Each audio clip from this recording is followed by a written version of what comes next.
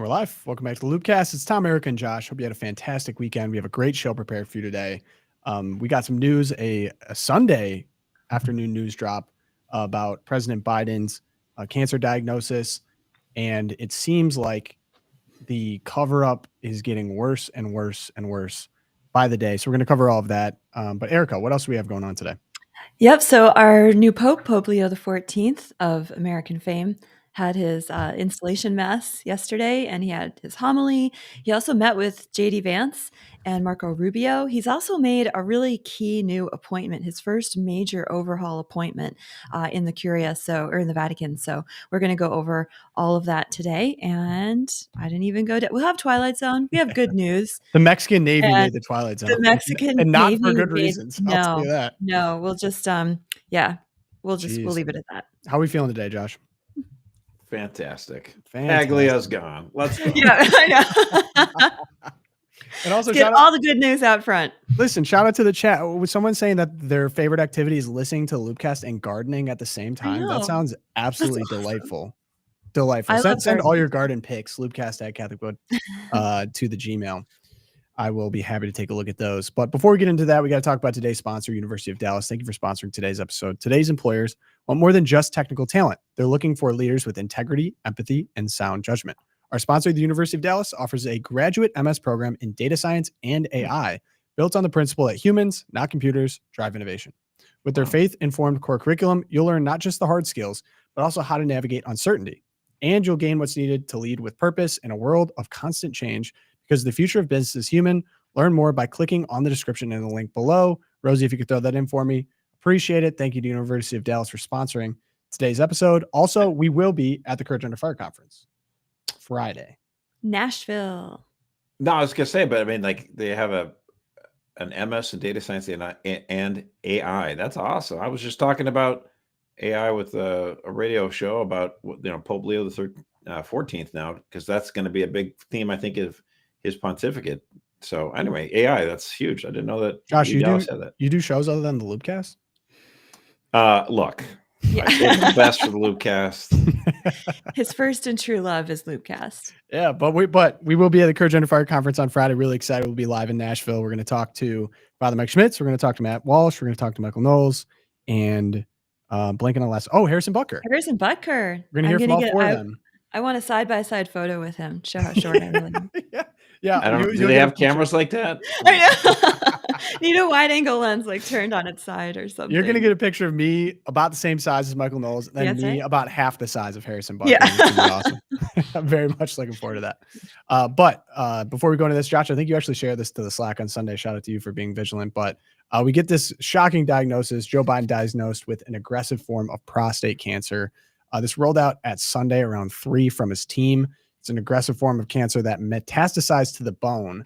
And this is all kind of going on at the same time as we covered on the show. There's a book called Original Sin, President Biden's Decline, Its Cover-Up, and His Disastrous Choice to Run Again by Jake Tapper and Alex Thompson, and it will be released tomorrow. So the timing on this...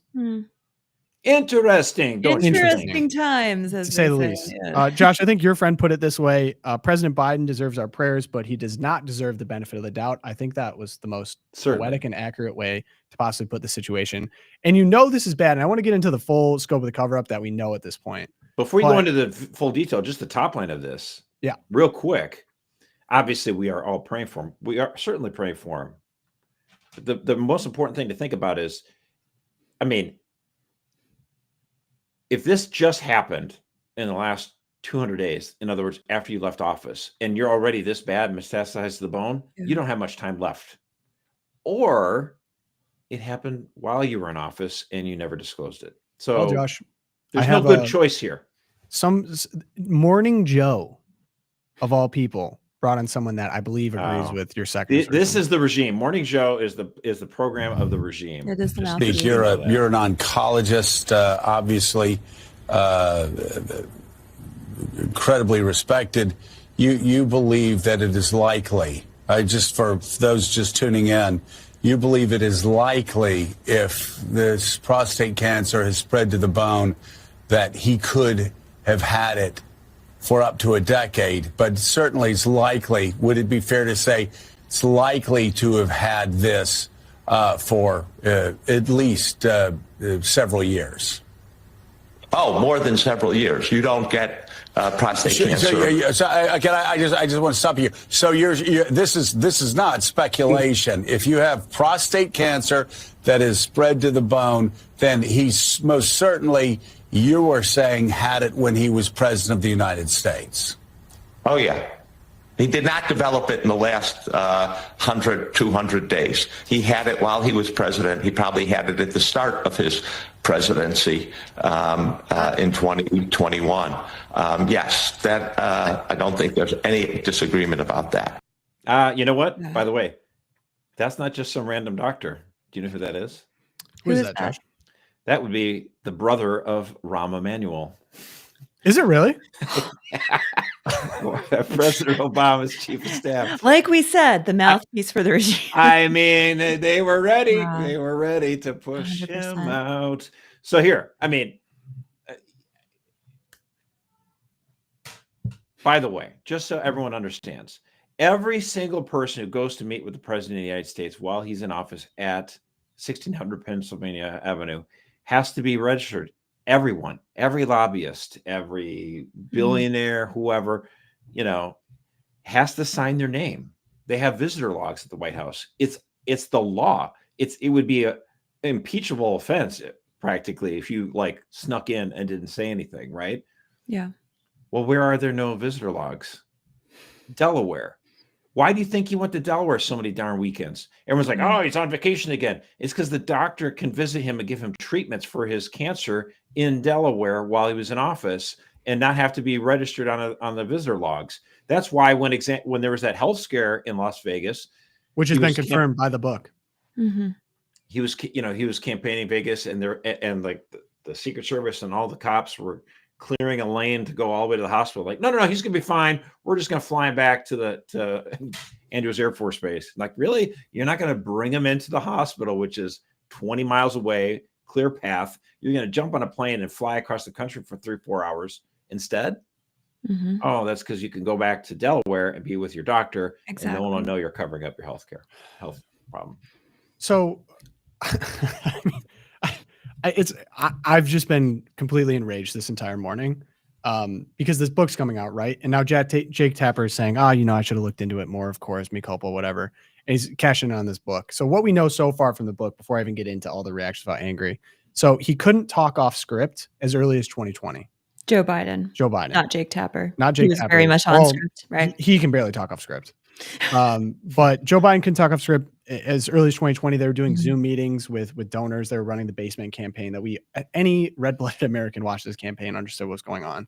He was incapable of talking off script as early as 2020. So this is even early presidency. Probably, I think they were saying that decline was noticed and written down as early as 2015. So this is before, that was when he was vice president. This was before he was even running for president. The medical emergency in Las Vegas was real, confirmed in the book. They admit there was internal discussions about putting Biden in a wheelchair during his presidency, and that Biden's doctor often quipped that Biden's staff members were trying to kill him while he was trying to keep him alive. He forgot names of his own cabinet members during meetings and would read off note cards. Reportedly, these meetings were just completely uncomfortable, barely could get through them. Didn't recognize George Clooney during the fundraiser. We covered that.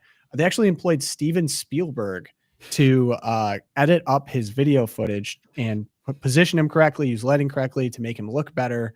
And the plan for 2024, according to the book, one of his aides, he just had to win and then he could disappear for 4 years. He'd only have to show proof of life every once in a while. The craziest part of this psyop, in my opinion, too, was there's even a potential that Biden himself admitted that he had cancer. Oh, yes. We were so convinced that we couldn't trust the words coming out of his own mouth because he so frequently misspoke or had seemingly moments fueled by dementia. And we were gaslit by the media to say, these are cheap fakes, this isn't going right. I mean, look at this clip and see for yourself. And because it was a 4-lane highway that was accessible, my mother drove us, and rather than us be able to walk. And guess what? The first frost, you know what was happening? You had to put on your windshield wipers to get literally the oil slick off the window. That's why I and so damn many other people I grew up have cancer. Yo! And why can't for the Whoa, longest whoa. time, Delaware had the highest cancer rate in This the is nation. 2022. That's crazy. It's so maddening. So, I mean, Do you want to see a again, compilation before we get into this? Hey, tee me off. Give me the I have compilation. a lot to show you This guys will today because there's a lot to watch. After Keep coming. 2024. Does the president have the stamina, physically and mentally, do you think, to continue on even after 2024? Don, you're asking me this question. Oh my gosh, he's the president of the United States. You know, I can't even keep up with him. The most difficult part about a forgot about meeting him. with President Biden is preparing for it, because he is sharp, intensely probing, and detail-oriented and focused. I can testify because I've been working very closely with this president for the past 2 years. I've been knowing him for 30 years. And I'm telling you, this guy's tough. He's smart. He's on his game. Joe Biden has vision. He has knowledge. He has a strategic thinker. The president is drunk is wrong. focused. He's detail-oriented. He's always thinking about the big picture. He is engaging. He is capable. He has an incredible record as president. And I'm often with him on foreign trips. He's at the top of his game. So he has a vision. He has knowledge. He has judgment. He has a strategic thinking. I met with the president, 5 or 6 weeks ago, and he seemed fine to me. I have complete confidence in the president. I have watched him expertly guide meetings of staff and cabinet members. I could not have more confidence in the president. I would just tell you that I meet frequently with the president, and every single time I meet with him, he This is guy. Oh just my fine. gosh. But he is, again, knowledgeable, wise. Incredibly sharp, incredibly probing. I think we get the point, right? Oh my gosh. I mean, when they try that hard, I mean, these guys, I mean, come on, it's like a pig farm. They're all full of crap. I mean, it's just give me a break. Where do we go from here? I mean, okay, where do we go wait. from here? Was this the plan? Like, to get our female president was we're going to run Biden. Like, because a year ago, right now, they were still saying like, he is the only guy, he's going to beat Trump. He's the only guy, he can beat Trump. It's going to be great. He was still running a year ago right now. And now we know he was probably actively dying a year ago. And so what? They're going to like get him back into office. They're going to hide him in the basement. And when he dies, we get Kamala Harris. Is that the plan? Because that, Oh, and the media would have glorified so him. sick. President Oh, dying he in would have been a office, martyr, what a like, for lion, the he's cause. so great. Joe Joe Biden was convinced he was going to win. Right. He thought he was still going to win. I'm sure he thought a lot of things. I don't. So, okay. What's frustrating about all this, there's going to be fallout, hopefully, is I don't know how much I blame President Biden at this point, right? Like mental acuity, obviously not there. He was rooming around. There's even a potential that they knew he had cancer and chose not to treat it as aggressively as they could have because they wanted to get rid of him at one point. I'm so cynical on this. I mean, the problem is, and this is why Axios and I think all these people are going so hard on him now, is because who does this really expose? It doesn't expose President Biden to me. It exposes the Democrats and it exposes the media and their friends. And so now they're looking to basically try to exercise themselves with this. I think I saw Senator Schumer said when asked about it, oh, well, we need to look forward. We need to move on. We not look backwards. You're missing the point. Well, David Axelrod, he got out there yesterday and he's like, well, now that we have this diagnosis, we just need to go really easy on him. The kind thing to do. It's not, and you can say, well, okay, two things can be true at once. We can pray for Joe Biden's soul. We pray that he makes a holy death. We pray that Jill gets him a priest like she refused to do for Beau. We pray that he gets a priest and he goes straight to heaven. I am fine with the that, real villain, right? by the way. David Axelrod can kiss my. Yeah. Give me a break. Oh, I mean, I'm so sick and tired of this. That's what the elites always want to do. They put guardrails. Like, well, this is what's the acceptable form of conversation about this. I'm like, you know what? Actually, no. You and the Democrats are shameful. You had this guy in office who was like a skeleton for 4 years. Who was in control of the nuclear football? Who was making these decisions? That's my biggest question. Who was in charge of the auto pen? Because all of these, clemencies that were granted and pardons that were granted in the final hours of his presidency, all the signatures are identical. They stuck them underneath an auto pen. And so it's a crime. It was a crime against the American people. It was a great injustice. Some people feel bad for Joe Biden because it's like Senior Bruce. I don't, because he had a whole lifetime of mistreating the American people and supporting horrible causes. So no sympathy for me, but Jill Biden, his wife, is a contemptible human being. Yeah, I think she's a doctor. She doesn't know about that. Surely she should know about that. I think she's the real villain in all this. So one interesting twist to all of this too is I was wondering, so the Her tape came out. I'm not sure if you guys listened to it. One of the hardest listens I've ever had to get through. It's so sad. Obviously, no wonder they did not want this to come out. Just review what the Her tape is. Okay, yeah. So special counsel Robert Hur, he was investigating Biden's handling of the classified documents after his vice presidency. Remember, they were laying around his garage and his Corvette, all that. And so he ultimately decided after interviewing him not to charge him, specifically citing that a jury might view Biden as, quote, sympathetic, well-meaning elderly man with a poor memory.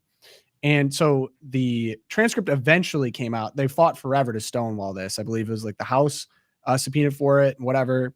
And it only came out because Trump administration came into power on Friday. Correct. But no. So the audio didn't come out. Just the written word came out, and they're pushing for the audio. And of course, people are saying, "Oh, that's cruel. Why do you need to? What is this going to prove? You know, why would it be cruel? He's so virile, strong, in command. He's sharp. He can take it, Josh. But you saw why. I mean, I could play a little bit. It honestly hurts me to listen to. It's almost like they're lying. But so my question on it was, why did Axios? So, the Trump administration was pushing for this. I know that Heritage, specifically the Oversight Project, they actually FOIA'd for it. So they were basically suing to get this audio tape. And then magically, the audio tape ends up in the hands of Axios without any FOIA request. There's nothing on record, just given to the people, the employer of one of the writers of this book, and Axios completely complicit in the media cover-up before. So it was like they just got it out of house right to Axios, in which they have a financial incentive to get this to and out because one of their writers wrote this book, Original Sin, Alex Thompson. So that all is real fishy to me too. Like, why didn't that end up at Heritage? Planned. It's all planned. So do you think people wonder why Trump got elected, right? And I actually think in a lot of ways, I saw someone had a great tweet on this. Like, Biden basically was like the king of England. He's a symbolic figurehead who is really running the game behind the scenes. Take your pick, right? Obama, the deep state, AIDS behind the scenes, the woke-topus, the head of the DNC, like whoever you want to say, right? But it wasn't Joe Biden. I think we all kind of know at this point. And that was an okay arrangement. I mean, clearly they were going to run him, to hide him, to do the same thing they did over the last 4 years. Demonstrably evil and horrific things, by the way. Talk about leaving the border wide open, the vaccine mandates, all of that. Like Biden, I don't even know how much he was in control of any of this. All the wars that went on around the world and the lack of real negotiation or leverage. I mean, just look at what Trump's done in the first 100 days. Right. So like they were scared of an actual president elected by the American people acting on behalf of the American people with like full use of will. And you've seen what Trump's done in 100 days. Clearly something's changed. And it's not that we just have a new president. It's that we actually have a president, right? At all. Yeah, what a change. Right. I don't know. Will there be punishment? Like, I don't know if there will be any punishment over this. Will Democrats actually get punished by this? The media, I don't know the mechanism for doing so. I'm not really sure, but at the very least, House Republicans and Senate Republicans owe it to the American people to hold hearings on this, to find out 100%. What happens. I'm not sure what the remedy here is, but at least employ shame, which is kind of hard because most politicians have little or no shame. But anyone who's involved in this should not be allowed in respectable politics again. Correct. Right. And the biggest thing for me is, can they keep this front and center in the American people's mind leading into the midterms? Because I do think that it was coordinated to the Democrats realize, oh my gosh, it is going to come out. Everything's going to come out. Let's get it done as soon as possible. 100 days into Trump's term, we're going to get the information out there. We'll start leaking it. We'll start crafting the narrative. We'll get Jake Tapper. We'll get Alex Thompson. We'll give them the tapes. And that'll give us time to do damage control and to bet on the fact that within 18 months, Americans will be on to the next story. And that cannot be allowed to happen. People cannot be allowed to forget that this is what happened under Chuck Schumer, Nancy Pelosi, and anyone associated with the Biden cabinet. They should never again be allowed to hold office. And in order to do that, we can never forget what it was that they did. A lot like the COVID stuff, right? Cannot forget what they're willing to do, the lengths that they were willing to go to maintain their stranglehold on the deep state and the United States of America. I mean, talk about a threat to democracy. I just love how the entire Kamala Harris campaign was threat to democracy. And they convinced legions of people. I mean, we barely got a majority. There was almost half the American people are like, Trump, threat to democracy, when they are literally completely undermining an entire branch of government. Well, we did get a majority. We got a polarity, barely beat. Barely. Yeah. People Barely. voted for this. Yes. People voted for this. I don't. What does that say? Like, I don't know what people were willing to vote for an obvious dementia patient, and then someone they plucked the least popular, least effective, least talented politician I've seen in a long time, and they're willing to vote for that. Well, certainly because it was conditioned. I will say this. I've said this before. Like in 2015, Joe Biden. I mean, anytime we criticized Joe Biden, anytime anyone did, like when Laura Trump got on Jake Tapper's show and criticized his mental acuity, Jake Tapper was so offended. But like, Joe Biden in 2015 was sharp. And I thought, boy, he would win. He would win the presidency if he ran in 2016. But he felt like he had to step aside because it was Hillary's term. We can't say no to the best chance at a female president. And so she might whack him if he doesn't. Sometimes the Republic only survives because the left goes insane and they do these kind of things. Like David Hogg, he's this little wimpy guy, he was against guns and all this stuff, and he gets elected vice chair of the DNC, but then he got pushed out because he's a man or a boy or something. He's white. I mean, let's He's be honest. wrong. He had the wrong boxes. Didn't meet the right standards. Yeah. Anything to round this out, Josh? I'm completely in range. You almost seem calm. Is it like a I mean, we knew this was happening. I mean, we knew the guy. I mean, we thought it was just dementia, but we knew that there was no way that Joe Biden was. We knew he wasn't running sound the mind country. and sound body. I mean, right, he was a walking zombie for several years. We knew this. Yeah. And the Democrats lied to our faces every day. Mm-hmm. And now, comes out this information that, oh yeah, he had cancer. Oh yeah, I'm sure that just happened in the last, 4 minutes. You guys are all liars. I think for me, I spent a long time on Friday. I'm going to be giving a talk at Legatus in Louisville, June 5th. If anyone listening is out there, make sure you come to Legatus that night. It's going to be great. But I'm talking about the role of the media and the power of the media to safeguard or destroy liberty. And I was digging into Alexis de Tocqueville, who had a lot to say about the media and the press and the importance of the free press that I hadn't really ever looked at before in Democracy in America. And I just have this quote. He said, quote, "I believe that tyranny is the greatest evil, liberty the first good. The independence of the press among modern peoples is the capital and, so to speak, the constituent element of liberty. In America, the press is an extraordinary power, and liberty will not live without it." And I think what we saw here was how close we came because of the left's march through the institutions, and in particular in this Biden cover-up story, the march through the free press, quote unquote, which wasn't really free anymore. And the press became so ingrained in pushing the narrative and mass opinion that they were able to say anything. And people, a plurality of the American people, to get my math terms right, a plurality of the American people were able to be fooled or deceived, playing upon their fears of like big bad orange man, that their own lying eyes were deceiving them, and that they had to continue to support this administration and campaign for Biden and get out there and make those phone calls for him, because we lost the free press. We lost that thread. Thank God for Elon buying Twitter. Thank God. I wish we had a free press. We have a press that's bought and paid for. I mean, do you remember Trump got taken off of every social platform? I do remember that. It's almost like all this was coordinated, right? I do remember. I haven't forgotten. You said like we lost the free press. I think the free press was literally assaulted in every possible way. Yeah.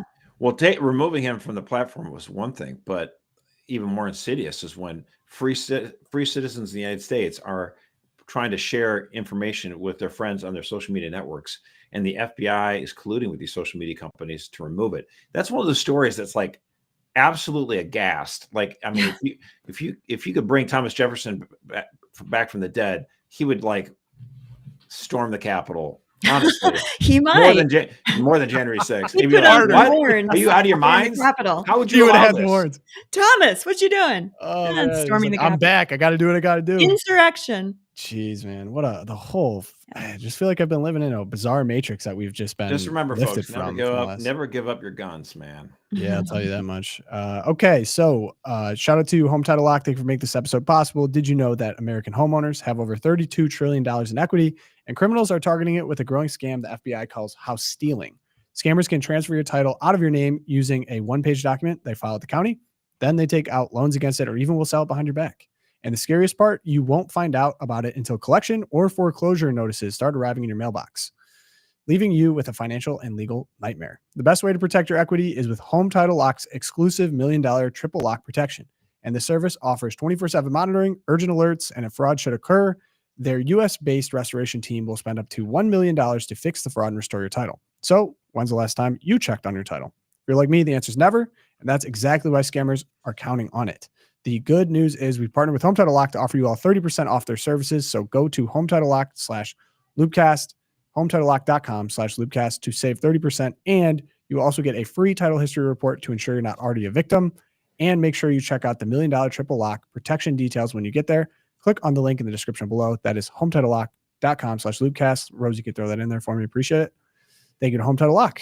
Let's get on to some much, much better news. We have the inaugural Mass of Pope Leo XIV. So he formally began his pontificate May 18th with an inaugural Mass at St. Peter's Square. He received the Fisherman's Ring and the Papal Pallium and preached on the importance of unity within the church.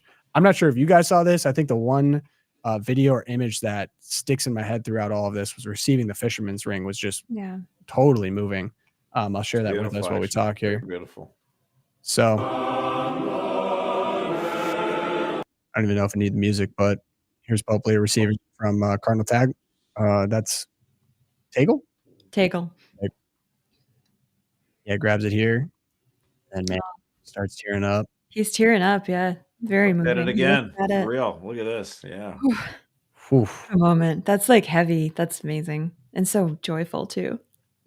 His quote on it was insane too. I think I still am thinking about this. He said, quote from Pope Leo, "I was chosen without any merit of my own, and now with fear and trembling, I come to you as a brother who desires to be a servant of your faith and your joy, walking with you on the path of God's love, for he wants all of us to be united in one family." That's beautiful. So just a little thing about the ring too, by the way. The New York Post had this really stupid article last week talking about like the ring is worth $500,000 or whatever. It's actually the true value of the gold is like $2,000. It's only because once a pope puts it on his hands, then it's a unique one of a kind thing. Oh my gosh, that's the ring that pope wore. That's why it's worth $500,000. It's not like, it's not like the Vatican paid $500,000 for this ring, you idiots. That kind of thing bothers me. But Josh, what's the special part of the Fisherman's Ring? Doesn't he seal things with it and it's custom made for each pope? Why is it is custom made for each pope? And in fact, with Francis, they did the little hammers they always do with every pope to check and see if he's actually dead, really dead, and then they take the ring off. It's like it's the authority that you have. I don't know if they do anything with documents on it. I can't speak to that, but yeah, it's an amazing thing. They actually smash the ring after the Pope died. They remove it and they smash it, so no one else ever wears it again.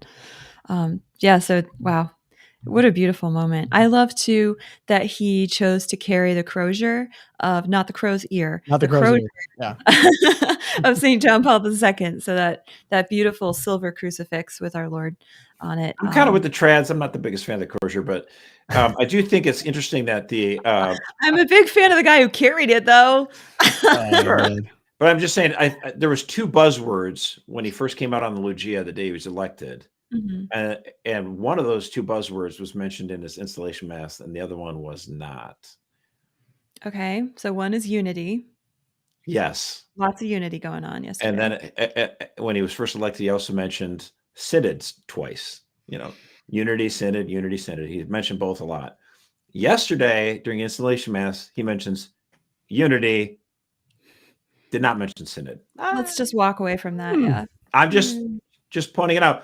Although I think the biggest thing from that, maybe I'm overreading into this, maybe my fellow Loopcast listeners will enlighten me if I'm off base on this, but read away. He said, of course, he's in the chair of St. Peter. And Pope Leo says, Peter must shepherd the flock without ever yielding to the temptation to be an autocrat, lording it over those entrusted to him. On the contrary, he is called to serve the faith of his brothers and sisters and to walk alongside them, for all of us are living stones. Interesting that he would say that. Speaking of brothers and sisters, as many of you know, I'm on the Family Watch. That is my thread. All news regarding his American brothers I'm on. He dressed up. We got the MAGA Florida brother put on a little suit for the boy. Brace him with a hug. Here he is, the MAGA brother. So cute. Yeah, there's a picture of Louis in like one of the front rows at the mass, right? And he's got JD Vance, he's got Rubio on another side of him, and behind him there's a few more figures from the American administration. And someone on Twitter was just like, "Oh my gosh, Louis just thinks he died and went to heaven. He's surrounded." Living his best life right now. Yeah, living it. Can you imagine being like an armchair MAGA guy and just like all of a sudden you're standing in Rome in the full sun, like surrounded? I think Brian's a little nervous that he may be replaced. As the ambassador to the Vatican. I'm thinking Louis says to the Pope, okay, so you're the Pope now. Why can't you get inside the Vatican here like a Culver's and a Publix and all these great things? Come on, let's go. Kentucky Fried Chicken. Speaking of American, did you see? So JD did meet. We were wondering how it'd go. He brought a Pope Leo Chicago Bears jersey. Talk about that is really cool. It's getting more Midwest than that. It says Pope Leo on the back. And then 14th. Went with the Roman numerals for the 14th. That cuts deep, dude. This is so funny. I don't think it'll help him very much, but it was a cute gesture. But yeah, Pope and JD, we got if the Chicago Bears can't win this year with this, seriously, I don't think there's any hope for them. But yeah, we got our greeting from Usha and JD. Looks like that all went well. Here's pictures here. Oh, there we go. Whole gang. Classy. Very cool. Looking very nice. Now, of course, Usha as well as Melania Trump, they traditionally wear black when you go to meet the Pope. Of course, there are, I think, about 5 or 6 women, mostly Catholic monarchs, that can wear white. Actually, it's the Queen of Spain. Queen of Spain. She wore white. That was my Twilight Zone, but I guess I'll do really? it. Oh, was it really? My bad. Yeah, but isn't she's allowed to do it though? She is. Yeah. People were like, "Oh my gosh, the Queen of Spain has no etiquette," and then someone was like, "Actually." Okay, so Erica, this is one of my. So on this show, we have a couple threads that individuals on the show go really deep into, and I love doing it. Josh, that would be Gomez, and seatbelt laws or car seat laws. Car seat laws, yeah. And Meat Fridays for you. And Ascension Thursday. Yep, awesome. I associate with you the JP2 Family Institute. Oh, yeah. Well, I was at Catholic University of America. JP2 Institute in America was right next to, or is on the campus, actually. And I'm a fan. Theology of the Body. Big fan of Humanae Vitae. Bigger fan of Familiaris Consortio. Yeah. The reason I bring it up is people are like, okay, this installation mass, what are we going to look? What can we take away from this in terms of direction or what's going to be happening here? We had our kind of first high profile decision made by the Pope in terms of staff. Personnel, and personnel's policy, some would say. I don't know if that totally transfers, but kind of. Yeah. So we get a new Paglia is out. And I want to know, a lot of people online are like, oh my gosh, so happy Paglia's out. So who is Paglia? Why is he out? And then do we know anything about the new guy? And then what is the JP2 Family Institute? Yeah, so Cardinal Paglia was appointed to the JP2. Actually, back it up. What is the JP2 Family Institute? Yep. Pope St. John Paul II established it in the 1990s, sort of along with the rollout of Familiaris Consortio and the Theology of the Body talks that he'd given at the Angelus all through the 1980s as a office in the Vatican through which the church could articulate to the modern world its unchanging teaching on human sexuality, marriage, and the family. Obviously, other documents that were forefront in the formation of the statutes were Familiaris Consortio, Humanae Vitae, which were the major 20th century pro-family, pro-marriage, pro-sexuality documents. Paglia comes in under Francis in 2019. He's appointed to the Institute and he absolutely gutted it. Within 4 months, He comes in, he announces that while he's rewriting, collaboration, is rewriting the statutes of the Institute. He removed all the faculty and staff. He suspended them. He publishes his own new statutes, which were a radical departure. He eliminated all of the master's degree programs that had been offered at the Institute, including bioethics, sexuality and fertility, family counseling, pastoral work, and studies on marriage and the family. He also scrubbed in the statutes all references to Pope St. John Paul II. Oddly enough, he didn't rename the Institute, Theology of the Body and Humanae Vitae. And he scrubbed all courses on fundamental and specialized moral theology, which was kind of weird. For what? What did he replace it with? Well, it's unclear because nothing really, it just kind of like putzed along for the last 5 years. The same Paglia who commissioned from an actively gay activist in Europe a homoerotic mural in his cathedral. Those of you who remember, we covered this when we were talking about Rupnik. Kind of weird. Kind of bizarre that this would now be the head of the Institute responsible for communicating the church's teaching on sexuality to the world. It was a disaster. Paglia was a disaster. So by design. Really, yeah, by design. It is really interesting that this would be the first sort of rearrange or new appointment that the Pope would make, which is great. So who is this guy? Who is Cardinal Reina? He's actually pretty young. He's only 54 years old. He was just made a cardinal last year.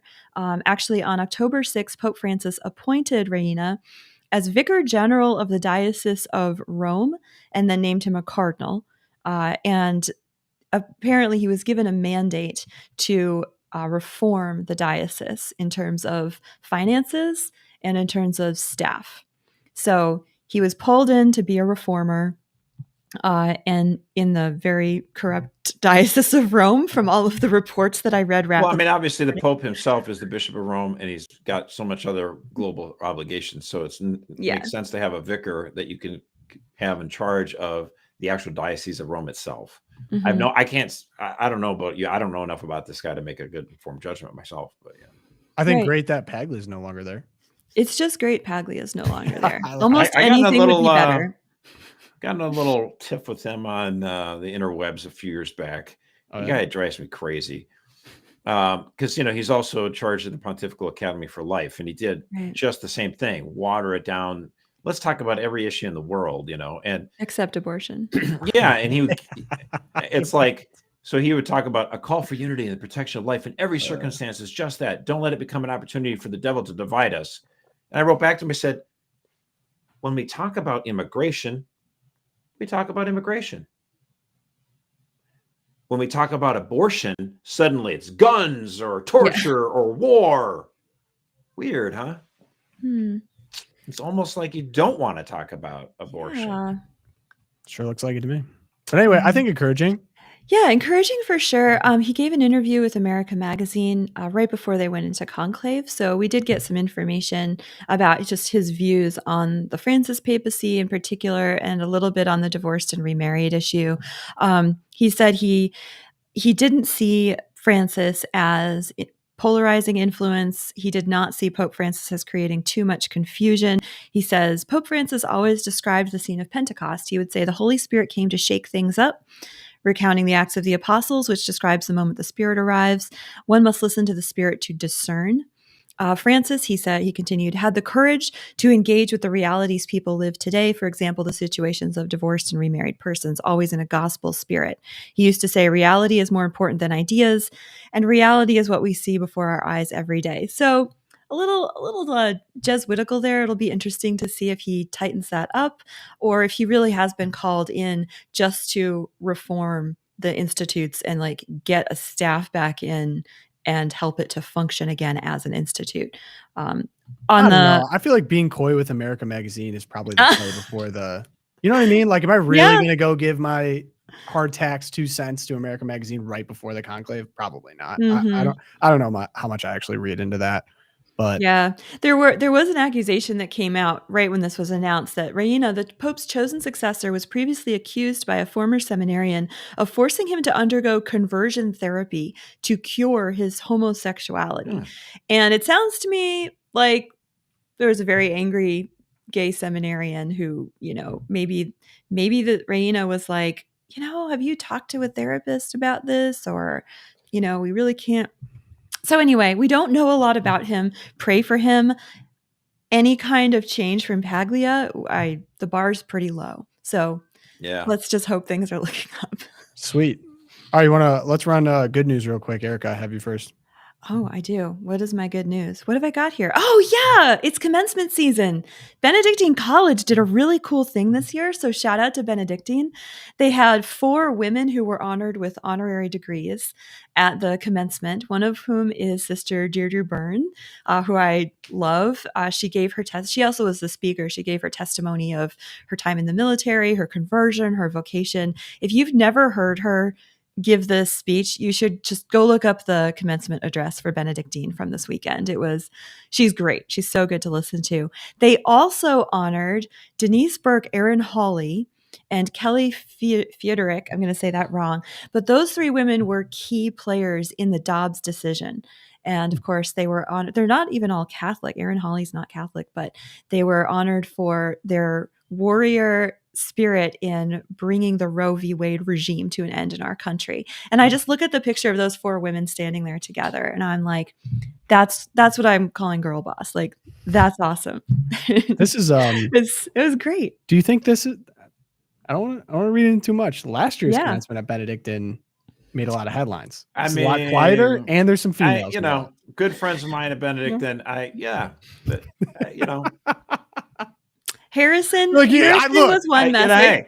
Hey. Looking forward to talk to him. That's all I got to say. Hey. But like this, happy to highlight some of the ladies. Just to exactly. And I will point out too, none of these ladies are necessarily known for their Ballerina Farm Instagram posts. So we'll just wait, what are you trying to say about Ballerina Farm? There are multiple ways of expressing the feminine genius within the purview of the church, and I just love this.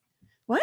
No shots at Ballerina. I'll take no I'm Ballerina not Farm casting standards. shade on Ballerina Farm. No I'm just saying that maybe Harrison was more, interpreted as upholding the Ballerina Farm ethos and pathos, whereas the choices this year for Benedictine were more of the Edith Stein, Teresa of Avila end of things. Which I love Benedictine College. Shout out President Menace. He's the man. Yeah. And it was so funny when all that was going on. I talked to people from Benedictine because my brother went there. I know people that went there. And we thought it was the greatest speech ever. I have no idea why this is going viral. We were like, this is all common sense. We all agree with it. We all loved it. And it just got outside of the broader world. They must think we're crazy. I'm like, yeah, they probably do think you're kind of crazy. Like whenever you go to Newman Guide School, they probably think you're a little strange. Jesus kind of predicted that though. So very true. We're okay with it. Very true. Okay. I have one, Josh. If you don't have one, I can cover you. Go right ahead, brother. All right. So Scotty Scheffler is the best. I love him so much. And he won the PGA championship over the weekend. Just an unbelievable golfer, very public about his Christian faith. It's really cool to hear him talk about Jesus, but that's not why I'm here. It's because he's a new dad. Well, first off, he's the American success dream. He got arrested last year trying to win this tournament, won it. And now he's on to fame and success after he recidivized properly. And now he's winning major championships. But this move is just such a pro dad move here. He has to submit his scorecard at the end of the round. And so he throws down the hat here for his kid to play with so he can submit the winning scorecard eventually. That is a dad move. And this is the highest level of golf. And this is if he submits the wrong score here, he could lose. He's here you go, kid. Here's a hat. That's a dad move equivalent of the guys in the stands of the baseball games who managed to not drop the beer or the baby and still catch the baseball. That's awesome. Yeah. Totally. So I love Scotty Scheffler. That's great. And so that was the pro dad move. And then this one I had too. So his son has witnessed his dad win the Memorial, the Travelers, the Olympic gold medal, the Tour Championship, the CJ Cup, and the PGA Championship. And then I saw someone put on top of it this Scotty Scheffler to his 1-year-old son. We're going to win so much, you may even get tired of winning. And you'll say, please, please, it's too much winning. We can't take it anymore. Mr. President, it's too much. And I'll say, no, it isn't. We have to keep winning We have to win more. I love it. So, Scott Scheffler, by all accounts, too, like the nicest guy of all time. And that honestly makes it even worse to play against him because you're just getting shell shocked by this guy. He wins everything. He kills you. I remember there was a graphic, like, I think they were at a tournament and they had a scorecard, like first day at school, right? And on the card was like, okay, what do you want to win? And everyone's like, gold medal, first place. And on Scotty's, he had, I just want to have fun. And he killed everyone. I was like, that just makes it worse. Yeah, you're that not hurts. even trying to be a jerk. You're not even putting it out there. It's just like, I'm just here to have fun and I kill you. And I'm super nice. And I'm always putting Jesus up. So pretty awesome. Anyway, glad we got that out of the way. We have a fertility clinic bombed. Mm-hmm. Crazy. What are we doing here? I mean, yeah. So sorry, that was a little bit of whiplash there from Scotty. But I know. Right? let me throw this up real quick. It was pretty shocking. I think it happened over the weekend. So we had a suspected California fertility clinic bomber, anti-natalist ideology opposing increasing population. I thought we got rid of the population bomb theory a long time ago. Who was that again, Josh? He made the bet. Ehrlich. Gosh. Oh yeah, Ehrlich, man. Paul Jeez. Ehrlich. So May 17th, car bomb exploded outside of American Reproductive Center's fertility clinic, Palm Springs, California, injuring 4 people. Suspect, 25-year-old Guy Edward Barkis from 29 Palms, died in the blast, held anti-natalist views and opposed reproduction. The FBI confirmed the attack as an intentional act of terrorism. Investigators found rifles and explosives at the scene of the residence. And then Governor Gavin Newsom condemned the violence. Thank you, Gavin, for that. So this happens, right? And then at the same time, we get this line from Hilary Clinton. I can't believe she's still out there. But yeah, she's still out there saying her 2 cents. And here's what she had to say. Not on the event, by the way. This is just a separate event, but I feel somewhat related. Posted the other day this very blatant effort to basically send a message, most exemplified by Vance and Musk and others, that, what we really need from you women are more children. And what that really means is you should go back to doing what you were born to do, which is to produce more children. And they're talking about, cash benefits for the more children you have. This has been tried, by the way, in other countries, and it has not worked. Or medals if you have 6 children, while they're contemplating cutting Medicaid, while they have no interest in paid family leave or funding quality child care. They're cutting Head Start. I mean, you go down the list of all the programs that support child rearing and the care of children and create, some safety net for women who are in the workforce, the formal workforce, as well as, raising children. So this is another performance about concerns they allegedly have for family life. But if you had read the Heritage Foundation's Project 2025, despite Trump saying he knew nothing about it, if you had read it, it's all in there. It's all in there. Return to the family, the nuclear family, return to being a Christian nation. Oh, the horror. Return to, producing a lot of children, which is sort of odd because the people who produce the most children in our country are immigrants and they want to deport them. So none of this adds up. But, one of the reasons why our economy did so much better than comparable advanced economies across the world is because we actually had a replenishment, because we had a lot of immigrants legally and undocumented who had a, larger than normal, by American standards, family. So this is just another one of their, make America great again by returning to the lifestyles and the economic arrangements of not just the 1950s. I mean, let's keep going back as far as we can. Oh my God. I can't vote for him at this point. The thing did. I know. Maybe I'm happy that you only had one kid, honestly. I mean, it's such an evil way. Frank in the chat said, "Oh, he didn't mean you, Hillary." Yeah, really. But the thing is, we had a restrictionist immigration policy that was enacted in the 1920s that stayed until 1965. So you had 2 generations. And what happened in that time? Oh gosh, I don't know. U.S. population was still going up because men and women in this country we're having children. We don't need to import people in order to have babies. Like, this is the most ridiculous argument ever. The same elitist argument, like we need to have, gobs of, slave labor, immigrant labor in order to pick our crops. Right. And if you listened to her, she's saying, oh, they want women to go back to their biological function and have more children. And you say that to women. And then she's like, well, it's okay. We'll just import the immigrants to have our babies for us to replace the population. You're like, okay, so we have the illegal immigrants pouring in to pick our crops, to scrub our toilets, and to have the babies that American women don't need to have. And you're just, it is so warped. The other point that I picked up on there is how she's like, oh, and they're defunding Head Start, and they're defunding all of the things that help women. I'm like, you know what? Quality childcare.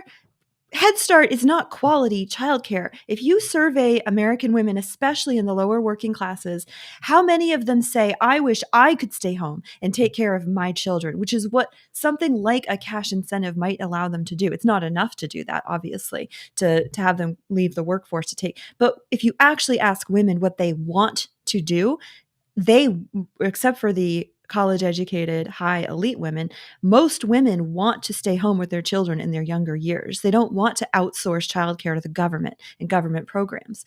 And just that the notion that, oh, Head Start is such great quality childcare. No, ask the women who have their kids in there if that's what they want to be doing with their lives. Well, but it is. They've done surveys and they've shown a lot of women in their late 30s, and they asked them, how many children do you have? How many children did you want? And there was a gap. A lot of these women wanted to have more children than they ended up having. And it's because they started late. Men and women in this country are getting married later, and it's harder to, get that third kid that they might want. And so what can we do in policies like, yes, car seats, to make it so that families can have more children? Again, it's so much of, like, for example, let me tie Pope Francis with Hilary Clinton. It's lovely. Oh. So Pope Francis had a view of the church that was, he came of age as a priest right as Vatican II is in full flourish, and it shows so much promise. And so in his mind, that's how he sees the world. And anyone who would be negative towards that, he's going to be upset at, right? Just like Hilary Clinton, she comes of age as a baby boomer woman. She comes of age and is entering the workforce, as men are maybe they were too misogynist. Maybe they were a little sexist. Maybe they were a little too negative about women participating in the workforce. I will grant all of that. But now if there are women that say, you know what, I'd rather stay in the house and raise children. And if they're like Erica and they work on the side or whatever, fine. And by the way, you would think women like Hillary Clinton, who talk about choices and freedom and let women decide what they want to do. Well, not if they're the wrong kind. What about this lady who wants to be a homemaker? Yeah. Like, this is what she looks like when you suggest that you'd like to stay home with your kids. This is one of my all-time favorite memes. Her walking into a working class home in Brooklyn and looking like she's on space, like on Mars. Like, what is this place? What was that reality show? It was like her and Chelsea, and then they would have like famous liberal women, and they'd go road tripping together and like sing songs in the car. No, it was a series. I'm going to look it up. We have to find this footage. Josh remembers. No, I don't. You don't? Wait, Josh didn't tune into that? You weren't a huge fan of TV to me. This was. I'll find it. I'll find a clip. Yeah. Oh, Yeah. And the thing, just the sneering, the basket of deplorables, they want to bring back the nuclear family. I'm like, okay, I'm sorry you had an unhappy experience with your nuclear family. I'm sorry for that. But if you had half a brain and you read any studies, this is like what most people aspire to. Both sides of the aisle is to have a happy nuclear family. It's how we raise the healthiest generation of the next generation. How did politicians that clearly hate the American working class, average American, get elevated to such high levels of power? None of it makes sense to me. We talk about how does evil succeed? I know. Why do good men suffer and evil men flourish? That's the eternal question. Pope. Real foundation question. But original sin. Well done, Josh. Well done. You Jake Tappering me right now? Oh. Well, not that, no. I think my mental's all right. Did you see the Washington Post review of Original Sin by Jake Tapper? Oh yeah, they had to explain what original sin was. They were like original sin in the Christian, but they said it wrong. It was like original the sin is the story of how man came to have intellectual curiosity, and you're like, no, it's not that story. It's not. The I know. story I feel like we should do like a little catechesis for journalists. Like maybe we should do a quiz that journalists could take. Like I think language is hallelujah. Catholic 101. That could be some good content. And then maybe they won't get staff. Is Massimo, it a Crozier or a Crozier? Maybe they won't get Massimo Fagioli for every, like, anytime there's any question from like secular media, it's like, let's go hear what Massimo has to say. And it's like, or Austin. The most Austin progressive Ivory. possible answer of all times. Like, dude, like you can find other people. I promise they're out there. Other Catholics will give you a better answer. That's right. Okay. I've kind of a cultural conversation. Maybe I just want to get the perspective of my elders on this before we go Twilight Zone. It doesn't have to be long. I saw an article. It was in the Loop. Shout out the Loop. If you guys don't subscribe, go subscribe to Loop, the best morning newsletter out there. Josh's brainchild. So it was an article titled "Why You Should Become Your Son's Drinking Coach," which was provocatively titled, but I think something worth talking about. Basically, summary would be that teenagers are going to be exposed to alcohol, drinking culture. We live in a culture dominated by drinking for the most part. And the approach would be, he didn't even really give advice for how to approach it, but just like, this is the reality of what they're going into. It'd be good to open a line of conversation about it. The decisions you make as a parent, up to you.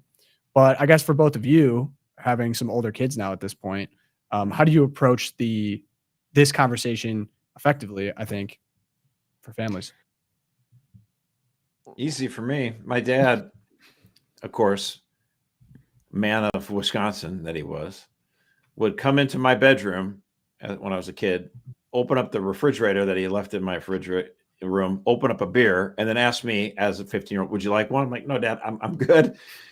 Demystified alcohol for us, and it's the same thing I do with my own children. It's like, they're like, oh, it's Dad, it's Easter Sunday. Can I have a beer? Like, how old are you? 14? Yeah, sure, fine. Like, I want you to understand what this is and what it can do. I mean, it's my German heritage. That's what, Germany has the lowest alcohol age limit in all of Europe. And it's because they expect you to learn how to deal with this and get accustomed to it. Because I knew, growing up in Minnesota, I went to school at Hillsdale. And there'd be people who are like, hey, let's go out. Let's drive up to Windsor, Canada, which is 2 hours away. Just 19 beer. I'm like, because it was the age was 19 instead of 21. I'm like, I mean, every party at this town, there's beer at. Why are you driving 2 hours?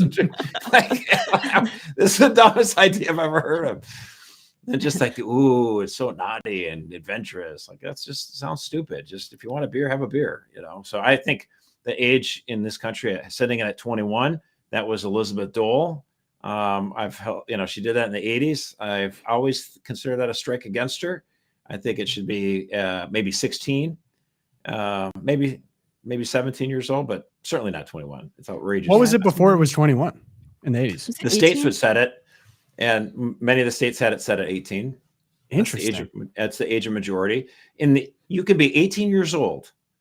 Your government could forcibly constrict you to fight in a foreign war.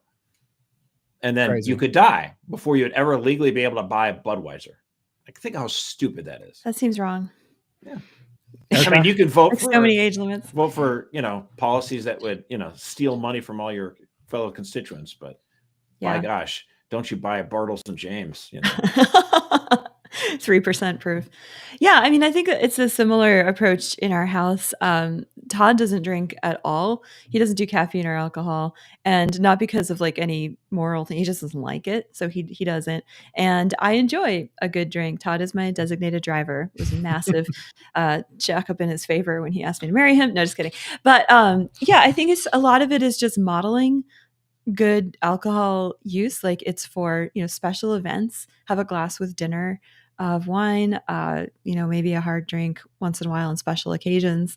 I bought a bottle of 1776 bourbon last 4th of July, and I offered a sip to my 2 oldest children, one of whom tried it and was completely cured of ever wanting to have bourbon again in her life. I will not say which one it was. This is disgusting. But similar thing, like we'll have a Prosecco at Christmas dinner and offer, like, let the kids try it, and most of them are just like, oh, this is so disgusting. I still can't drink beer at all, like no beer, because when I was 8 or 10 years old, I remember distinctly my dad had spilled some on the table and I thought it was maple syrup. So I took my finger and I just like wiped up the beer and put it in my mouth. And I just was like, the most Not maple syrup. disgusting. I was so nauseated. I still associate that with beer. So yeah, I think a little early inoculation helps too. But yeah, like not making it this big mystery. So you have to find a medium between, I think the article talked about a medium between authoritarianism about beer and complete blissful ignorance about beer or alcohol of any kind. I like the idea of starting with like bourbon or scotch or something. Well, I mean, that's like, strong. It'll cure your kid from ever wanting any alcohol ever again for the foreseeable future. Sinus too. Disgusting. Yeah, it's good. It's good for the sinuses. Yeah, I feel like we're all pretty much on the same page about it. I almost feel like played out at this point. I think if there's alcoholism, it's a tougher situation, obviously, for your family. If it runs in your family or your parents, because there are biological, physiological things with regards to alcohol. Some cultures have a harder time. They don't have the enzyme. They can't break it down as much. So it is a problem. For sure. Yeah, I think just like with anything, I think this is it's honestly a general rule. I feel like when it comes to parenting and trust in relationships, it's just to be very open about it. Because the taboos don't help. I think very similar to like sex, like proper sex education, proper pornography education, things like that. Know what it is, have a conversation about it, have the open lanes when the taboos start. I can just think of so many negative examples of me growing up where alcohol was a taboo. Someone gets in a car, best possible case, they get where they should go. Worst possible case, someone dies, gets injured. DUI, rest of your life, that kind of thing. I think you're hinting at something you didn't say explicitly, which is, so I don't want to put words in your mouth, but like, there's a lot of moms and dads out there. They're very worried about our culture when it comes to human sexuality, certainly pornography, as you just mentioned, alcohol, all these vices, that are out there. And there's a notion that we just need to shield our children. Like, so they're like in a bubble and they don't experience any of the sins of the world. And then you finally shove them off into the world. I think that's largely a mistaken approach. I think you have to prepare your children so that they don't get caught blindsided at the first thought, oh, I'm on my own now. And I saw too many good friends of mine, well-intentioned. They wanted to shield their children from all these ills of the world. And I feel like they perhaps left them a little bit unprepared for what the world was throwing at them, when they hit 20 years old or something like that. So, good intentions might have been, they might have had, but I think you really need to do like your homework and make sure that these kids like talks about these things so that they're skilled a little bit. I need to make a clarification because I said porn education. Of course, there's no such thing. That's a very poor choice of words. Well, awareness of it. Obviously, you're not like you might hand a beer to your kid, but you're not going to hand them, pornography. Well, right, because pornography is a degeneration or distortion of proper sexual and sex is a very good thing. Evil. You don't dabble in it. Evil, yeah. Thank you. And it's a perversion of something that is good. I mean, sex is good. Proper sexual relationships are good and beautiful. It's how we get children and it keeps couples united. So, but even to go as far to be very explicit and descriptive with your children at the appropriate ages, and the appropriate ages are probably much younger than you think, to talk about it in a clinical and honest way about, hey, this is where this leads. This is where this leads. Especially if they're in a peer group that has phones. Like if your 100%. son is 10, even without 12, right? I was just going to say though, if your son is like 8 to 12 years old and he is on a soccer team with a bunch of kids who have smartphones, like he's going to be exposed to it. And now, like that is, you've got to be aware of that. There is a good book I'd recommend. It's called Good Pictures, Bad Pictures. I don't have the author, but it's meant to help parents have that conversation with younger kids without exposing them to pornography, but to have like an awareness of what happens if. Because unfortunately for many kids, it's not a matter of if, it's a matter of when. So I'd highly recommend Good Pictures, Bad Pictures. We'll throw it in the chat. I'll find it. Yeah. And someone also brought up an interesting wrinkle list. Do you feel the same way about marijuana as you do about beer or alcohol? No, I mean, I tell my kids about marijuana. I'm like, look, you guys are already too lazy. Don't take this stuff. I mean, can you give me a break? Yeah.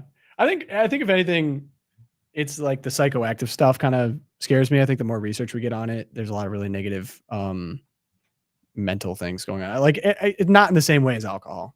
So I don't, just to answer the chat question, I don't think I'd put it in the same category. But the level of honesty I think needs to be the same of like, hey, this is what's out there. This is what's going on. I don't like smoke just one joint a day and give my kids a puff of the marijuana. So it's definitely not the same category as alcohol. For sure. I don't need something that makes me lazier and more prone to eating snacks. I'm there you go. That's the last thing we need. King. All right, cool. We slide Twilight Zone now. Josh, what do you got? Well, okay, so at the University of Minnesota graduation ceremonies, the one and only governor of Minnesota, Tim Walz, gets out there and he's a little critical, it seems, of President Trump's law enforcement agencies deporting criminals. This is what he had to say. Donald Trump's modern-day Gestapo is scooping folks up off the streets. They're in unmarked vans, wearing masks, being shipped off to foreign torture dungeons. No chance to mount a defense, not even a chance to kiss a loved one goodbye, just grabbed up by masked agents, shoved into those vans, and disappeared. To be clear, there's no way for us to know whether they were actually criminals or not, because they refused to give them a trial. We're supposed to just take their word for it. So much for Shoot for the Stars. That was a different vibe at commencement. Yeah, I mean, this is kind of rich that he's talking about Donald Trump's Gestapo. This is, of course, the same governor who set up that Orwellian COVID snitch hotline where people could spy on their neighbors and say they're not wearing their, face diapers. They're not, doing what they're told. They're not, they're out past curfew, and, he sent soldiers up and down the street to make sure people were inside their houses. With paintball guns, remember? They'd shoot paintballs at the doors. That's right. Serious. Wait, I never heard the paintball gun. Oh, yeah, there's video of my shooting the God. paintball guns at people's doors, keep them inside. Yeah. Now, he's just, I mean, again, Tim Walz is a contemptible human being. It would be hard to manufacture someone in a lab that I'd find more repulsive in public office than Tim Walz. I mean, he's just about the embodiment of the most, godforsaken. Dare you say weird? It's a little weird. Yeah, he is weird. Dare I say? But he was picked to be Kamala's running mate because he could speak code for white male. So. Yeah, right. Yeah. Again, the white collar version of what a blue collar person thinks. Exactly. Totally. But I had a camo hat. Yeah, that's very great.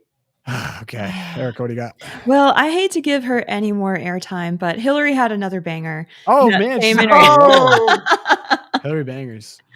Let's just pull it up here. We get the lady in the pink pantsuit's going to ask Hilary a question. Well, naturally. Yeah. Oh, the first female president of the United States. What would you say to the first female president? Well, first of all, don't be a handmaiden to the patriarchy, which kind of eliminates every woman on the other side of the aisle, except for very few. Lisa Murkowski. Bro. Liz Cheney. Yeah, there's a few. Look, first we have to get there, and it is, obviously so much harder than it should be. So, if a woman runs who I think would be a good president, as I thought Kamala Harris would be, and as I knew I would be, I will support that woman. Man, I can't. You're a nastier public speaker and out there right now. And the audience is like, yeah, Hillary. Every woman who doesn't agree with everything I just said is a handmaid to the patriarchy. Wild. I was contrasting that with the 4 women honored at Benedictine College, who we covered in my good news section. Mm-hmm. And yeah, Hillary, she hates conservative women. They're the basket of deplorables because they didn't elect her to be the first woman president. The patriarchy was so close to delivering the first female president. I mean, this is what's hilarious about this. She is the handmaiden of the patriarchy. What has she ever done to challenge the elites of this country? What has she ever done? Well, I mean, she's trying to convince women your source of and summit of your life should be the cubicle. You should be a happy worker drone. Like she is everything that she. I mean, talk about projection. You're not going to bring up the fact that she rose to power because of her husband. Oh, there's also that, right? Right, coattails. I have to. Yeah, I don't think First Lady of Arkansas is an elected position. I think you get there because you're married. Yeah, your spouse got elected governor. That's how that works. Yeah. Okay. Yeah. Slay Queen. Shout out TK O'Rourke. Okay. Mine was kind of wild. This is all over the internet over the weekend. I had a friend who basically, you have to talk about this on the show. There was a Mexican Navy ship that was going through New York City. And on a training cruise. It was a training mission. On a train. Okay. So much of this element's bizarre. And I do want to preface 2 people died. I think 2 people died and 19 people were injured. Pray for the repose of their souls. It's terrible. Right. What is the Mexican Navy? I feel a little bit guilty laughing at it. I mean, this is ridiculous. I know. I do feel guilty about it, but like, what was the plan? What was the plan here? It hits the tall mast, hits the bridge. Oh my gosh. And people are like, what is going on? The top of the mast of this is a Mexican naval ship that is on a goodwill training mission all over the world. They do this every year, I guess. They're saying right now, according to reports, there was like a mechanical problem and it caused it to drift, but there was a tugboat in front of it. Yeah. And you also are like, who thought it was a good idea for them to go under the Brooklyn Bridge with a ship this tall? It's not like we don't know the height of the bridge. I mean, it's kind of an obvious math problem here. What was the thought process? There's another angle. Oh it's not even close either. No, you watch I love watching by the guilty pleasure, watching the semis that are too tall to go underneath the bridges. Okay, it's like a slam. There's cars on this. Yeah. Like this could have actually been, it apparently didn't even really damage the Brooklyn Bridge, which is a testament to American engineering, I guess. But I don't know what the process was. The thought process was on this one. Somebody in the chat saying it was the New York Port Authority that messed up. Maybe I don't know, but like I just feel like this is. I don't know, man. This is like a 4th grade math problem. I mean, it doesn't inspire a ton of confidence in the Mexican Navy. No, not really. I'll tell you that. Need more training. Maybe because all the best sailors that they have already came to the United States. Also, it's the Cuauhtémoc. Cuauhtémoc is the name of the ship. Also, why does it look like a pirate ship? Like I thought there's so many elements to this. Like, why does it look like a pirate ship? Why are there people on top of the mast? That's how they died. They fell down from standing on the mast, going under a bridge that's clearly too short. It was so weird. I don't understand this. Someone needs to make it make sense. Their best. And yeah, like we don't fight like that anymore, right? Like that's like pirates, like the Spanish Armada. Well, if you're doing something old school where like it's just a ceremonial ship and you've done it. But then why is it a Mexican naval mission? Why are they even claiming it's training? Like who is getting training from this? I have no idea. It was so weird. It's so weird. Someone needs to make it make sense. I would recommend not going under the Brooklyn Bridge for the foreseeable future for Mexican naval ships that we're letting into the country to do their thing, to just run into our bridges. I agree with Lori Darby in the chat. Somehow it's probably Trump's fault, right? I mean, it's probably Sean Duffy's fault because he bred like a rabbit. He has 9 kids. He's Catholic, so it's definitely his fault. His wife's a handmaid. I need to go back to those sweet books when you were a kid that were like everything there is to know about knights, and it was like all pictures. And now I need to go into modern naval equipment because someone's saying that we have tall sail ships in the Navy. Well, they're probably not going up the East River. Yeah, I wouldn't. No. I don't know what to say, man. But yeah, pray for the repose of their souls. It feels like a very unnecessary and sad thing to do. That this would happen. It's a terrible tragedy. Speaking of which, with all the ships and stuff and the bridges, I mean, there's actually an interesting thing. Like most of our Navy is in Norfolk, Virginia, down at south. Yeah. And in the 60s, they wanted to build a bridge that spanned this 20-mile spot. Well, the Navy's like, no, because then the bridge could collapse and then all of our ships would be stuck. We couldn't get out. Right. And so the Navy's like, we got a better idea. So part of it's a bridge and it goes to like, they made these 2 islands and then it becomes a tunnel and it goes underneath a big, huge tunnel so that our Navy ships can always go out and they're never boxed in from a bridge that could go down. I love human ingenuity. I just Me love. too. They're like, I know what we'll do. We'll build an island and a tunnel under a river, and it's just that's so cool. Yeah, if you get deep into it, like the Sioux Locks, I don't know if we got any Sioux Locks heads over here. Yeah. That's pretty incredible. My kid yesterday, she's like, we need to go to the Sioux Locks. I'm like, okay, all right. So we're Sioux Locks are pretty sick. I'm not gonna lie. Worth a shot. But even just to like learn about it, that engineering solution is pretty amazing. All right, I'd say that was a good show. Me too. Don't Good job, stop going under the Brooklyn Bridge with ceremonial naval ships from other I countries. just don't go into New York right now at all. Period. Yeah, Like, New York is chill. Shout out to the Knicks. Big win, but don't do that anymore. But we'll be at Courage Under Fire. If you want to send us some questions to shoot at Father Mike. If you have any, I'm already trying to think of proposals to ask him for in a year. So like, what's the next? We got Bible in the year. We got Catechism in the year. What comes next? I like it. I'm already trying to think ahead. I'm already trying to get a contract signed with Father Mike. I'll think on it. Send me what you got. But it's like, let me share my best ideas with you, Tom, rather than no, I'm giving him the ideas. It's like Shark Tank, but Catholic. All right. How it goes. Maybe I could work out with him sometime. He's a beast. Questions you have for Matt Walsh? Like, it's hard to do you outside of his own show. So this is a big opportunity, guys. Huge opportunity. Yeah, we're getting some play. Of Am I Racist fame. What is a woman? What's his next thing? What's his next thing? Like, he's asked all the questions. What is a woman? Am I racist? We'll hit the brain trust. We'll come up. We'll just turn this into a big Shark Tank meeting. Okay. But yeah, if you want to email us, loopcast@catholicvote.org, go check out our sponsors, Home Title Lock and University of Dallas. You can join the Champions Club. Best way to support us, catholicvote.org/champions. And pray for us. St. Thomas More, St. Fidelis, Our Lady of Guadalupe. Pray for us.